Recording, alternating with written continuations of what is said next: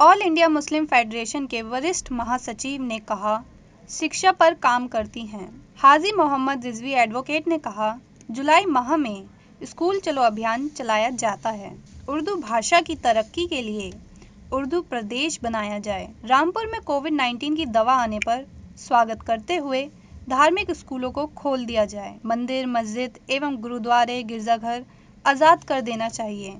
साथ ही किसान दिल्ली बॉर्डर पर आंदोलन कर रहे हैं, हमें उनका समर्थन करते रहना चाहिए। रामपुर के एक किसान कश्मीर सिंह शहीद हो गए थे। उनके परिवार के बीच जाकर श्रद्धांजलि अर्पित की। उनके परिवार को सुख और शांति प्रदान हो। सरकार किसानों की मांगे मानकर जो कानून बनाया गया है, उस कानून को वापस ले लेना चाहिए।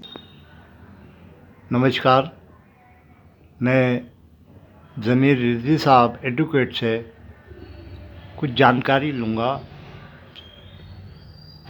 जी सर, बताइए क्या। मैं हाजी मोहम्मद ज़मीर रिजवी जी एडवोकेट, वरिष्ठ महासचिव all India Muslim federation. All India Muslim federation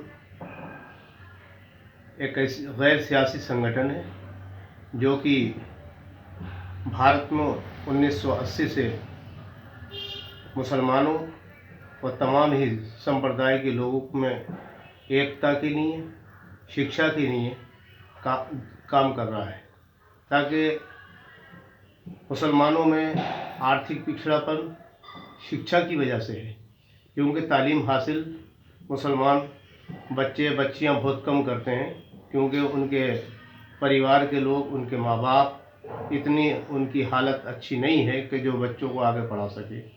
लेकिन ऑल इंडिया मुस्लिम फेडरेशन जुलाई माह में तालीम पर काम ये करती है कि घर घर जाकर स्कूल चलो अभियान चलाती है। उसमें हम रैलियां निकालते हैं, उसमें हम बच्चों के परिवार वालों से कहते हैं कि अपने बच्चों को स्कूल भेजो, चाहे तुम्हें आधी रोटी खाना पड़े। उसके साथ ही ऑल इंडिया मुस्लिम फेडरेशन का ये मांग है कि जिस तरह से इस भारतवर्ष में जितने भी राज्य बनाए गए हैं वो तमाम ही भाषाओं के नाम पर बनाए गए हैं। जैसे कि पंजाबी ज़ुबान के नाम पर पंजाब प्रांत बनाया गया, उड़िया ज़ुबान के नाम पर उड़ीसा प्रदेश बनाया गया, बंगाली ज़ुबान के नाम पर बंगाल बनाया गया, मराठी ज़ुबान के नाम पर महाराष्ट्र प्रदेश बनाया गया और कन्नड़ ज़ुबान के नाम पर कर्नाटक बनाया गया। इसी तरीके से भारतवर्ष की भाषाओं में से उर्दू भी भाषा है। इस उर्दू भाषा को मुसलमानों की भाषा नहीं है, ये भाषा उन मुसलमानों की, सेकुलर हिंदुओं की, सिखों की, ईसाइयों की, सभी की है। और इस आज़ादी से पहले तो सारे कामकाज उर्दू में ही हुआ करते थे और आज भी तमाम ये लोग उर्दू में बोलते हैं, चलते हैं, बढ़ते हैं। कानून भी आज का जो है भारत का कानूनी बहुत सारी उसमें बातें जो हैं कानून में विधि में उर्दू के ही वर्ड्स इस्तेमाल किया जाते हैं। जैसे कि अदालत उर्दू का वर्ड है, इस तरह से मुद्दई, मुद्दा अले, ये सब कानून में हैं जो कि उर्दू के वर्ड है। तो हमारी मांग ये है कि उर्दू ज़ुबान के नाम पर कोई प्रदेश भारत में नहीं है, एक प्रदेश बनाया जाए जिसका नाम उर्दू प्रदेश का है, उर्दू ज़ुबान के नाम पर। जी क्वेश्चन करें। और साथ ही ऑल इंडिया मुस्लिम फेडरेशन जितने भी मसाइल हैं। आप मुस्लिम फेडरेशन में क्या पद रखते हैं? मैं वरिष्ठ महासचिव हूँ, उत्तर सीनियर जनरल सेक्रेटरी जी उत्तर प्रदेश। जी उत्तर प्रदेश जी। ऑल इंडिया मुस्लिम फेडरेशन आजकल रामपुर के में बहुत सारे मसाइल हैं, उसके लिए भी हम लोग सरकार से ये मांग करते हैं कि कोविड-19 का जिस तरह से सिलसिला चला है और अब कोविड-19 के लिए दवाई भी आ गई है, वैक्सीन आ गई है, ज़्यादा से ज़्यादा लोगों को उस वैक्सीन का इस्तेमाल करना चाहिए और मास्क का इस्तेमाल करना चाहिए, बार बार हाथ धोते रहना चाहिए। ये बातें भी हम लोगों को बताते हैं, आम जनता में हम प्रचार करते हैं इसका।